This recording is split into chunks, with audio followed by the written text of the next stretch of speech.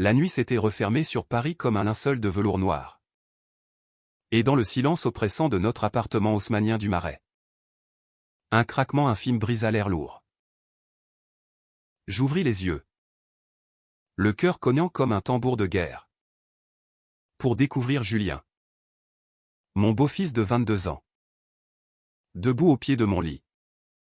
Son ombre élancée se découpant contre la lueur fantomatique de la lune qui filtrait à travers les rideaux usés. Dans cet instant suspendu, où le monde entier sembla s'effondrer en un regard volé, je sus que rien ni le sang qui nous séparait, ni les lois invisibles de la société ne pourraient plus jamais nous ramener en arrière. Ses yeux verts hérités de sa mère disparue, me transperçaient comme des dagues forgées dans le feu d'un secret trop longtemps étouffé. « Pierre, murmura-t-il d'une voix rauque, tremblante d'un désir qu'il n'osait nommer. Et en un battement de cils, il s'avança, sa main effleurant le drap qui me couvrait, allumant en moi une flamme que j'avais cru éteinte à jamais. Ce réveil n'était pas le mien seul, c'était le nôtre.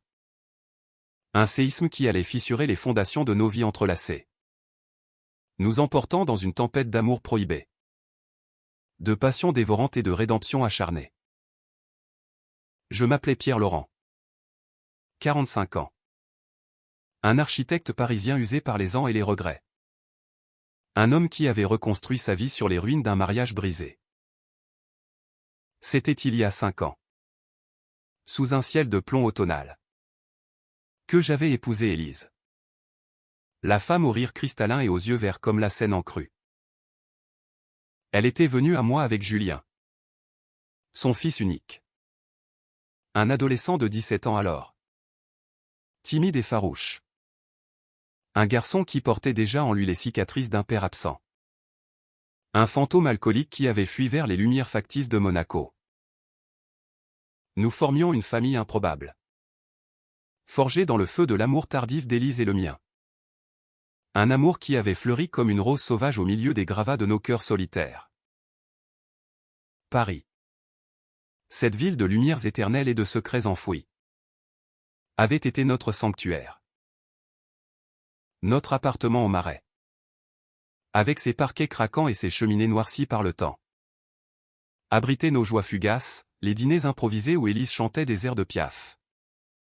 Julien affalé sur le canapé avec ses carnets de dessin.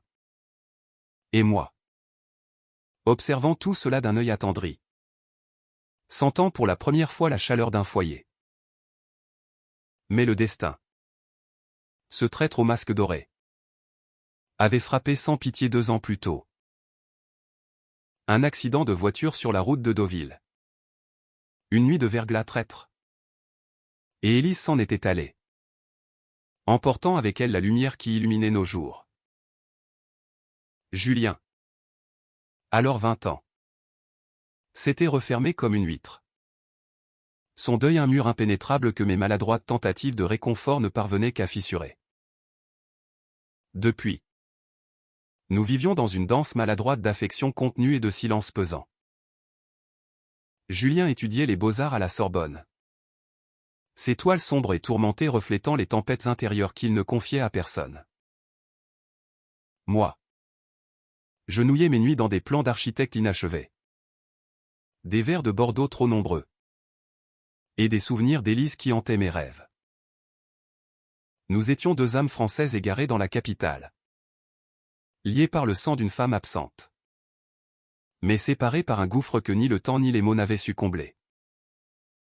Jusqu'à cette nuit fatidique d'octobre, où l'automne avait peint les feuilles des Tuileries en rouge sang, et où le vent hurlait comme un présage dans les rues pavées. Ce matin-là, après ce réveil qui avait tout basculé, je me levai avec le poids d'un secret trop lourd pour mes épaules. Julien avait fui ma chambre comme un voleur dans la nuit.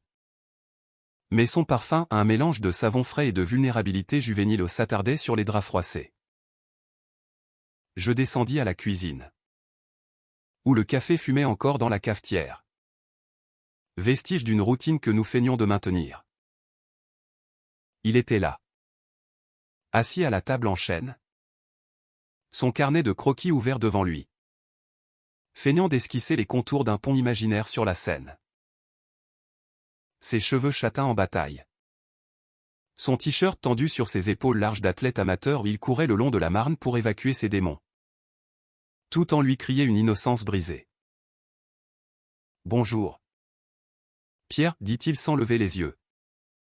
Sa voix un fil tendu prêt à rompre. Je m'assis en face de lui, mes mains tremblantes autour de ma tasse, cherchant les mots qui pourraient recoller les éclats de cette nuit. Julien. Hier soir, commençai-je. Mais il posa son crayon d'un geste sec. Ses yeux verts se plantant dans les miens avec une intensité qui me coupa le souffle. Ne dis rien. S'il te plaît. C'était une erreur. Une putain d'erreur née du chagrin. Ces mots étaient des lames. Taillées dans la chair vive de sa douleur. Mais sous la colère flamboyait quelque chose d'autre, un appel muet. Un feu couvant que je reconnaissais trop bien. Car il faisait écho au mien. Les jours suivants s'étirèrent en une torture exquise. Un balai de regards volés et de silence complices dans les couloirs étroits de notre appartement. Paris. Indifférente à nos tourments. Continuait son tourbillon, les touristes envahissaient le Pont-Neuf. Les cafés du quartier exhalaient leurs arômes de croissants chauds. Et les cloches de Notre-Dame sonnaient midi comme un rappel moqueur de la normalité que nous avions perdue. Julien s'enfermait dans son atelier improvisé. Ses toiles se couvrant de bleu profond et de rouge furieux. Des abstractions qui hurlaient ce que sa bouche refusait d'admettre. Moi. Je marchais des heures le long de la Seine. Mes pas me portant jusqu'au quai où Élise et moi avions scellé nos vœux sous un saule pleureur. Me demandant si l'amour pouvait renaître des cendres d'un tabou. Une soir, alors que la pluie martelait les vitraux de notre fenêtre comme des larmes divines. Je le trouvais effondré sur le sol du salon. Une bouteille de vin à moitié vide roulant à ses pieds. Ses sanglots, rauques et déchirants, étaient ceux d'un garçon qui avait trop longtemps porté le poids du monde. Elle me manque tellement. Pierre. Et toi? Tu es tout ce qu'il me reste. Mais ce que j'ai fait. Ce que je ressens. Sa voix se brisa. Et il leva vers moi un visage ruisselant. Vulnérable comme celui d'un enfant perdu dans la foule de la Bastille. Sans un mot, je m'agenouillai à ses côtés. Mes bras l'enlaçant pour la première fois depuis l'enterrement d'Élise. Son corps contre le mien était une révélation au chaud. Tremblant. Chargé d'une électricité qui nous consumait tous deux. Dans cet embrassement, le barrage céda. Nos lèvres se trouvèrent dans un baiser fiévreux. Désespéré. Un mélange de sel, des larmes et de vin âpre qui scella notre pacte silencieux. C'était l'amour. Pur et impur à la fois. Un feu interdit qui nous liait plus sûrement que n'importe quel serment conjugal. Julien. Ce jeune Français au cœur artiste et tourmenté. Et moi. Pierre. L'homme mûr marqué par les ans. Nous nous découvrîmes dans la pénombre du marais. Nos corps explorant les contours d'un désir longtemps nié. Chaque caresse était une confession. Chaque soupir une prière pour un pardon que la société nous refuserait. Mais le monde extérieur. Ce pari impitoyable aux apparences. Ne tarderait pas à nous rattraper. Le lendemain. Un appel de l'université de Julien, ses notes chutaient. Ses professeurs s'inquiétaient de son absentéisme croissant. Il traverse une période difficile, expliquai-je au doyen. La voix ferme met le cœur en vrac. Puis ce fut le tour de Marc. Mon associé en architecture. Un vieux loup de la profession aux moustaches grisonnantes et au regard perçant. Lors d'un déjeuner au Procope. Il planta ses yeux dans les miens. Pierre. Mon vieux. Tu as l'air d'un fantôme. Et ce gamin. Julien. Il te bouffe de l'intérieur. Non. Prends garde. Les liens du sang sont des chaînes. Ces mots, prononcés entre deux bouchées de coque au vin, étaient un avertissement voilé. Mais ils allumèrent en moi une rage protectrice. Les nuits se muèrent en un sanctuaire secret. Nous nous aimions avec une urgence qui défiait le temps. Nos corps entrelacés sur le lit qui avait vu tant de solitude. Julien, avec sa peau douce d'artiste et ses mains agiles qui traçaient sur moi des motifs invisibles, me redonnait vie. Tu es mon encre. Pierre, murmura-t-il contre mon cou, ses lèvres effleurant les cicatrices de mes 45 ans. Et moi, je lui offrais la tendresse d'un père et la passion d'un amant. Nos âmes se fondant dans une danse qui effaçait les frontières du tabou. Pourtant, sous cette extase, rampait l'ombre du doute. Comment pourrions-nous affronter le jour sans nous consumer? La tempête éclata un soir de novembre, quand la pluie transformait les rues en fleuve noir. Antoine, le meilleur ami de Julien depuis l'adolescence. Un garçon effronté de 23 ans aux cheveux teints en bleu et au piercing aux sourcils, débarqua sans prévenir. Il nous surprit dans le salon. Julien blottit contre moi sur le canapé, nos mains entremêlées dans un geste trop intime pour être fraternel. Putain! C'est quoi ce bordel? Hurla-t-il, son visage passant de la stupeur à la fureur. Julien se leva d'un bond, pâle comme un linceul, tandis que je restais figé, le cœur battant la chamade. Antoine, ce Français au tempérament volcanique, originaire des faubourgs de Belleville, cracha ses accusations. T'es son beau-père. Mec, t'as pas honte? Élise doit se retourner dans sa tombe. Les mots d'Antoine étaient des gifles. Itch, un rappel brutal de la ligne que nous avions franchie. Julien, les larmes aux yeux, le supplia de partir. Mais Antoine s'approcha, menaçant, son poing serré comme s'il allait frapper. Dans un éclair de folie protectrice, je me dressai entre eux, ma voix tonnant comme le tonnerre sur la tour Eiffel. Sors d'ici. Antoine, tu ne sais rien de notre douleur, de ce que nous avons traversé. La bagarre fut brève mais violente, un coup échangé. Du sang sur le tapis perçant. Et Antoine fuyant dans la nuit, jurant de tout révéler. Julien s'effondra dans mes bras. Secoué de sanglots, il va tout dire. Pierre, notre vie est finie. Cette nuit-là, lovés l'un contre l'autre, nous affrontâmes l'abîme. Je t'aime, avouai-je pour la première fois. Ces mots, un serment gravé dans le marbre de mon cœur. Plus que comme un père. Plus que comme un homme. Tu es ma lumière dans cette obscurité. Julien. Ses doigts traçant les contours de mon visage, répondit d'une voix brisée, et toi? Tu es mon tout. Sans toi, je suis perdu. Nous fîmes l'amour avec une tendresse infinie. Nos corps un rempart contre la tempête qui s'annonçait. Mais au fond de moi, je savais que le pire était à venir. Les jours suivants furent un cauchemar éveillé. Les rumeurs se répandirent comme une traînée de poudre dans les cercles artistiques de Julien, chuchotement dans les couloirs de la Sorbonne. Regards fuyants lors des vernissages au Louvre. Antoine avait tenu parole. Ou plutôt, avait craché son venin sur les réseaux sociaux. Un post anonyme mais transparent qui dépeignait notre histoire comme un scandale sordide. Un beau-père et son beau-fils, l'inceste au cœur de Paris, titrait-il. Avec des émojis de vomissement qui poignardaient plus sûrement qu'une lame. Les appels affluèrent, ma sœur Claire. Outrée depuis Lyon. Hurlant au téléphone que j'avais souillé la mémoire d'Élise, mes collègues d'architecture.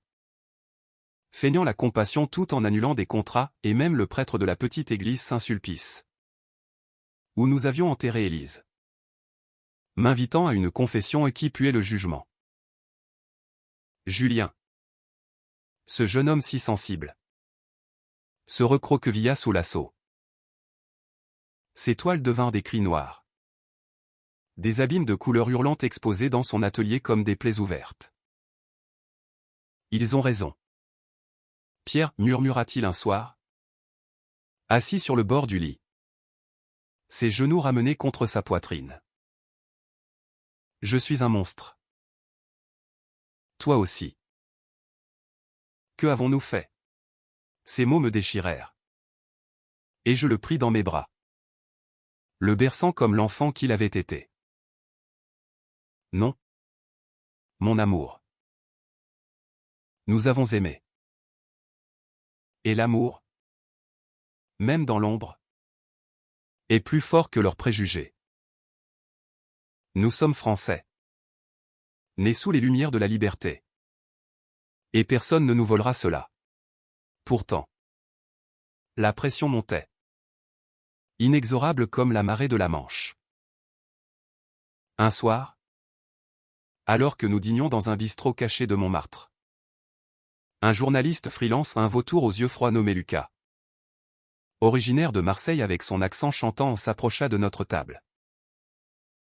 Monsieur Laurent? Julien Moreau? J'aimerais vous poser quelques questions sur votre relation. Son sourire était un piège. Et Julien pâlit, renversant son verre de vin rouge qui se répandit comme du sang sur la nappe blanche. Nous fûmes obligés de fuir, courant sous la pluie battante des rues escarpées, nos cœurs battant à l'unisson dans cette fuite qui scellait notre destin de paria.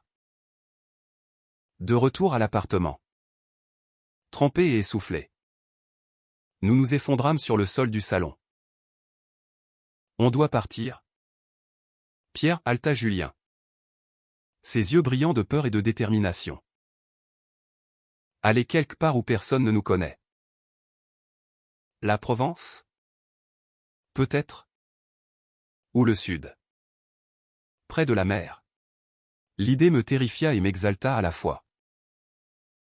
Abandonner Paris. Cette ville qui avait été notre berceau et notre prison. Mais pour lui, pour nous, j'aurais traversé les enfers. D'accord, répondis-je, scellant notre pacte d'un baiser salé par les larmes. Nous passâmes la nuit à emballer nos vies en valises hâtives, mes plans d'architecture, ces toiles roulées, les photos d'Élise que nous emportions comme un talisman. Le départ fut un arrachement. À l'aube, alors que le soleil se levait sur les toits de zinc du Marais, nous chargeâmes la vieille Peugeot dans la cour pavée. Julien, au volant, ses mains crispées sur le cuir usé, jeta un dernier regard à notre immeuble. Adieu. Paris, murmura-t-il. Et nous filâmes vers le sud, la radio diffusant une chanson de Barbara qui parlait d'amours impossibles.